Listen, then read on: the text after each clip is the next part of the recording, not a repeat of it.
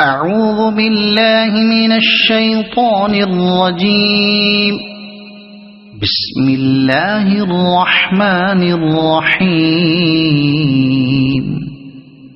والسماء والطارق وما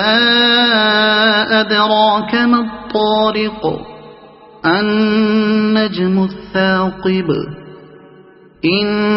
كل نفس لما عليها حافظ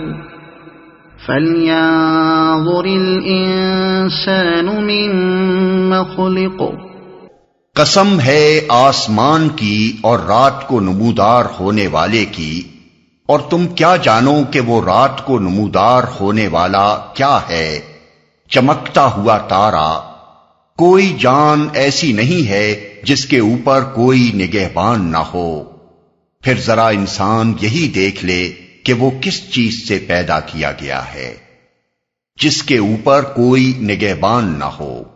نگہبان سے مراد خود اللہ تعالیٰ کی ذات ہے، جو زمین و آسمان کی ہر چھوٹی بڑی مخلوق کی دیکھ بھال اور حفاظت کر رہی ہے، جس کے وجود میں لانے سے ہر شے وجود میں آئی ہے،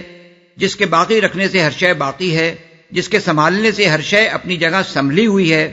اور جس نے ہر چیز کو اس کی ضروریات بہم پہنچانے اور اسے ایک مدت مقررہ تک آفات سے بچانے کا ذمہ لے رکھا ہے۔ اس بات پر آسمان کی اور رات کی تاریکی میں نمودار ہونے والے ہر تارے اور سیارے کی قسم کھائی گئی ہے۔ النجم الثاقب کا لفظ اگرچہ لغت کے اعتبار سے واحد ہے، لیکن مراد اس سے ایک ہی تارہ نہیں بلکہ تاروں کی جنس ہے۔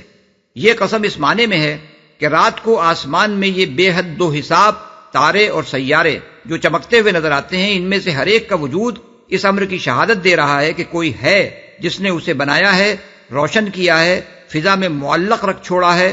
اور اس طرح اس کی حفاظت و نگہبانی کر رہا ہے کہ نہ وہ اپنے مقام سے گرتا ہے، نہ بے شمار تاروں کی گردش کے دوران میں وہ کسی سے ٹکراتا ہے، اور نہ کوئی دوسرا تارا اس سے ٹکراتا ہے۔ کس چیز سے پیدا کیا گیا ہے؟ عالم بالا کی طرف توجہ دلانے کے بعد اب انسان کو دعوت دی جا رہی ہے کہ وہ خود ذرا اپنی ہستی ہی پر غور کر لے کہ وہ کس طرح پیدا کیا گیا ہے۔ کون ہے جو باپ کے جسم سے خارج ہونے والے اربوں جرثوموں میں سے ایک جرثومے اور ماں کے اندر سے نکلنے والے بکثرت بیضوں میں سے ایک بیضے کا انتخاب کر کے دونوں کو کسی وقت جوڑ دیتا ہے، اور اس سے ایک خاص انسان کا استقرار حمل واقع ہو جاتا ہے۔ پھر کون ہے جو استقرار حمل کے بعد سے ماں کے پیٹ میں درجہ بدرجہ اسے نشوونما دے کر اسے اس حد کو پہنچاتا ہے کہ وہ ایک زندہ بچے کی شکل میں پیدا ہوتا؟ پھر کون ہے جو رحم مادری میں اس کے جسم کی ساخت اور اس کی جسمانی و ذہنی صلاحیتوں کا تناسب قائم کرتا ہے؟ پھر کون ہے جو پیدائش سے لے کر موت کے وقت تک اس کی مسلسل نگہبانی کرتا رہتا ہے، اسے بیماریوں سے بچاتا ہے، حادثات سے بچاتا ہے، طرح طرح کی آفات سے بچاتا ہے، اس کے لیے زندگی کے اتنے ذرائع بہم پہنچاتا ہے جن کا شمار نہیں ہو سکتا، اور اس کے لیے ہر قدم پر دنیا میں باقی رہنے کے وہ مواقع فراہم کرتا ہے جن میں سے اکثر کا اسے شعور تک نہیں ہوتا، کجا کہ وہ انہیں خود فراہم کرنے پر قادر ہو۔ کیا یہ سب کچھ ایک خدا کی تدبیر اور نگرانی کے بغیر ہو رہا ہے؟ خلق من ماء دافق يخرج من بين الصلب والترائب ایک اچھلنے والے پانی سے پیدا کیا گیا ہے جو پیٹھ اور سینے کی ہڈیوں کے درمیان سے نکلتا ہے۔ اصل میں صلب اور ترائب کے الفاظ استعمال ہوئے ہیں۔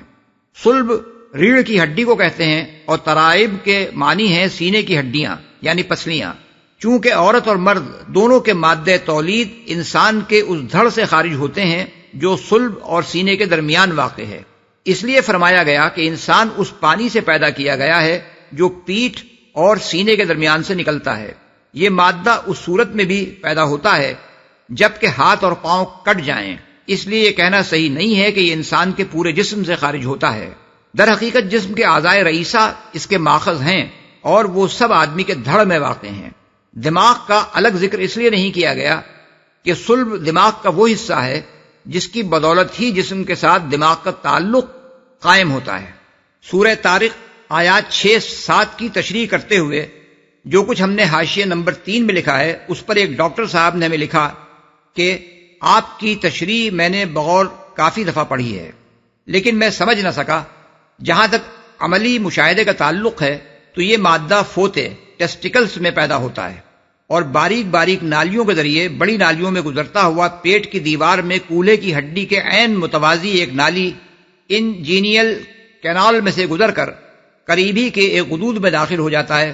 غدود کا نام پروسٹیٹ ہے اور پھر وہاں سے رطوبت لے کر اس کا اخراج ہوتا ہے۔ سینے کی ہڈی اور ریڑھ کی ہڈی کے درمیان سے اس کے گزرنے کو میں سمجھ نہ سکا۔ البتہ اس کا کنٹرول ایک ایسے نروس سسٹم سے ہوتا ہے جو کہ سینے کی ہڈی اور ریڑھ کی ہڈی کے درمیان جال کی صورت میں پھیلا ہوا ہے، وہ بھی ایک خاص حد تک۔ اس کا کنٹرول ایک اور غدود جو کہ دماغ میں ہوتا ہے اس کی رطوبت سے ہوتا ہے۔ لیکن سوال یہاں اخراج کا ہے جو کہ ایک نالی کے ذریعے ہی ہو سکتا ہے۔ میری درخواست ہے کہ آپ مجھے مفصل لکھیں کہ اس کی تفسیر کیا ہے۔ میں نے آپ کو اس لیے تکلیف دی ہے جس کے لیے معذرت خواہ ہوں کہ آپ سائنٹیفک علم پر یقین رکھتے ہیں۔ اس کے جواب میں ہم نے نومبر 71 عیسوی کے رسالے ترجمان القرآن میں لکھا کہ آپ چونکہ ایک ڈاکٹر ہیں اس لیے اس بات کو زیادہ اچھی طرح سمجھ سکتے ہیں کہ اگرچہ جسم کے مختلف حصوں کے افعال یعنی فنکشنز الگ الگ ہیں، لیکن کوئی حصہ بھی بجائے خود تنہا کوئی فعل نہیں کرتا، بلکہ دوسرے اعضاء کے تعامل یعنی کوآرڈینیشن سے اپنا کام کرنے کے قابل ہوتا ہے۔ مادہ منویہ بننے کی جگہ بلا شبہ ہوتا ہے اور وہاں سے اس کا اخراج بھی ایک خاص راستے سے ہوتا ہے، لیکن معدے، جگر، پھیپھڑے، دل اور دماغ، گردے اگر اپنا کام نہ کر رہے ہوں تو کیا مادہ منویہ کے بننے اور نکلنے کا یہ نظام بطور خود اپنا کام کر سکتا ہے؟ اسی طرح مثال کے طور پر دیکھیے، پیشاب گردے میں بنتا ہے اور ایک نالی کے ذریعے سے مثانے میں پہنچ کر پیشاب کے راستے خارج ہوتا ہے، مگر کس چیز کے نتیجے میں؟ خون بنانے والے اور اس کو سارے جسم میں گردش دے کر گردے تک پہنچانے والے اعضاء اگر اپنا کام نہ کر رہے ہوں تو کیا تنہا گردہ خون سے وہ مادے الگ کر کے مثانے میں بھیج سکتا ہے جن کے مجموعے کا نام پیشاب ہے؟ اسی لیے قرآن مجید میں یہ نہیں فرمایا گیا ہے کہ یہ مادہ ریڑھ کی ہڈی اور سینے کی ہڈیوں میں سے نکلتا ہے، بلکہ یہ فرمایا گیا ہے کہ ان دونوں کے درمیان جسم کا جو حصہ واقع ہے اس سے یہ مادہ خارج ہوتا ہے۔ یہ اس بات کی نفی نہیں ہے کہ مادہ منویہ کے بننے اور اس کے اخراج کا ایک خاص نظام عمل یعنی میکانزم ہے جسے جسم کے کچھ خاص حصے انجام دیتے ہیں، بلکہ اس سے یہ ظاہر ہوتا ہے کہ یہ نظام عمل مستقل بالذات نہیں ہے، یہ اپنا کام اس پورے نظام اعضاء کے مجموعی عمل کی بدولت انجام دیتا ہے جو اللہ تعالیٰ نے صلب اور ترائب کے درمیان رکھ دیا ہے۔ اسی لیے میں نے یہ وضاحت کی ہے کہ پورا جسم اس میں شامل نہیں ہے، کیونکہ اگر ہاتھ اور پاؤں کٹ جائیں تب بھی یہ نظام کام کرتا رہتا ہے۔ البتہ صلب اور ترائب کے درمیان جو اعضاء رئیسہ واقع ہیں ان میں سے کوئی ایک بھی باقی نہ رہے تو یہ نظام اپنا عمل جاری نہیں رکھ سکتا۔ اس سوال و جواب کو پڑھنے کے بعد دو مختلف مقامات سے دو ڈاکٹروں نے ہمیں جو طبی معلومات ہم پہنچائی ہیں وہ درج ذیل ہیں۔ علم جنین ایمبریولوجی کے روح سے یہ ثابت شدہ حقیقت ہے کہ جنین یعنی فیٹس کے اندر انثیین یعنی ٹیسٹس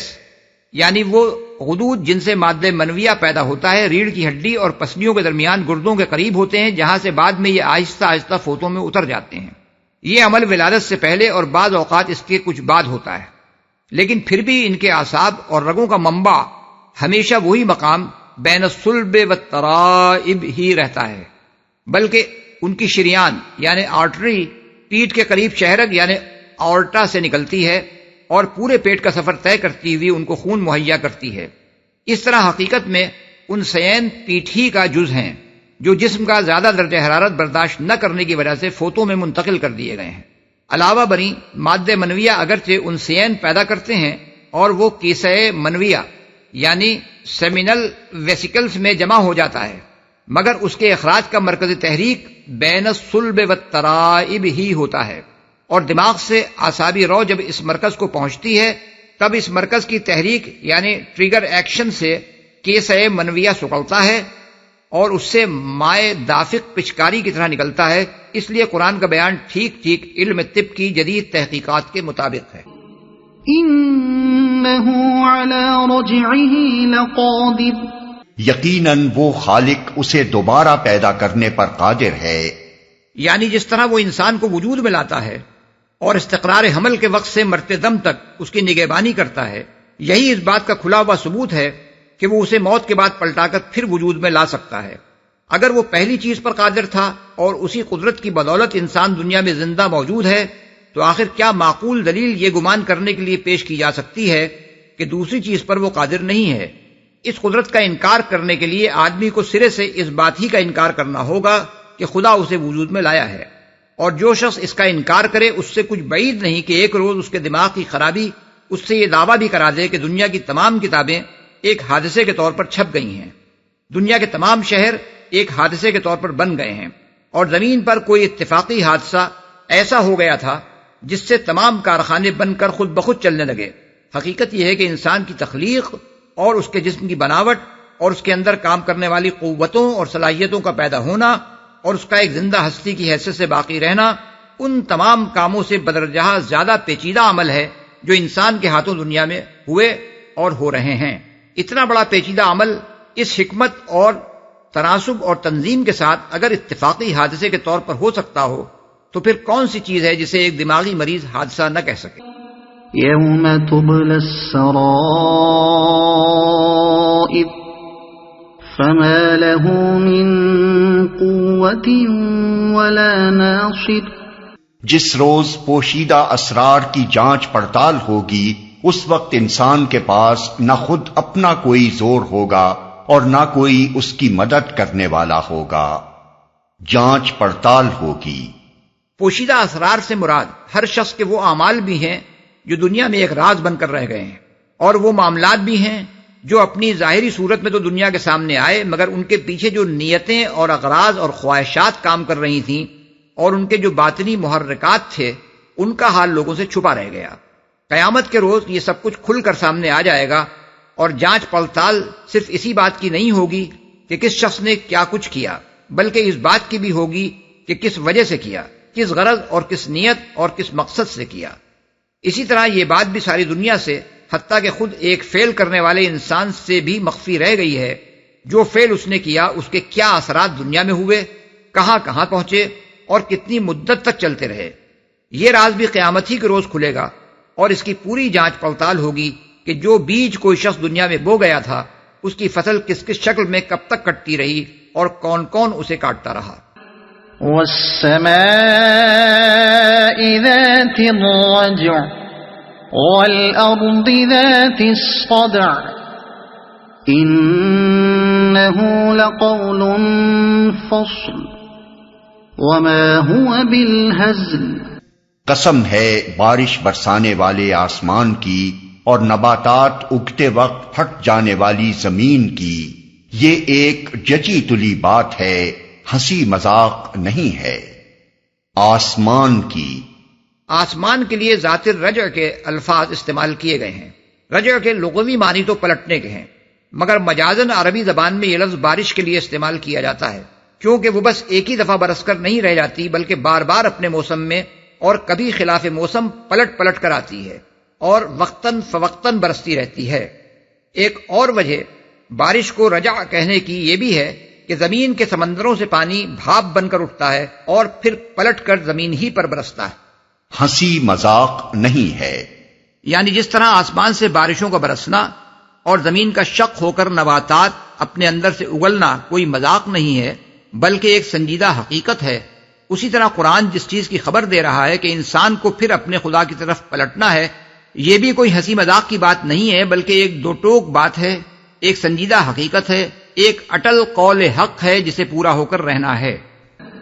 انہم یکیدون کیدا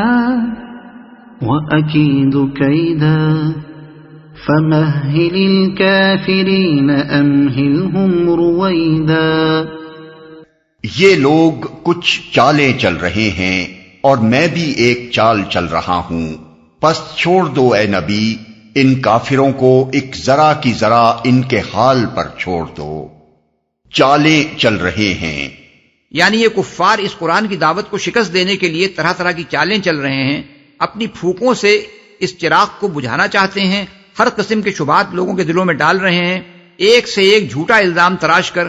اس کے پیش کرنے والے نبی پر لگا رہے ہیں تاکہ دنیا میں اس کی بات چلنے نہ پائے اور کفر و جاہلیت کی وہی تاریکی چھائی رہے جسے چھانٹنے کی وہ کوشش کر رہا ہے۔ ایک چال چل رہا ہوں، یعنی میں یہ تدبیر کر رہا ہوں کہ ان کی کوئی چال کامیاب نہ ہونے پائے اور یہ آخر کار منہ دکھا کر رہیں، اور وہ نور پھیل کر رہے جسے یہ بجھانے کے لیے ایڑی چوٹی کا زور لگا رہے ہیں۔ ان کے حال پر چھوڑ دو، یعنی انہیں ذرا مہلت دو کہ جو کچھ یہ کرنا چاہیں کر دیکھیں، زیادہ مدت نہ گزرے گی کہ نتیجہ ان کے سامنے خود آ جائے گا اور انہیں معلوم ہو جائے گا کہ میری تدبیر کے مقابلے میں ان کی چالیں کتنی کارگر ہوئیں۔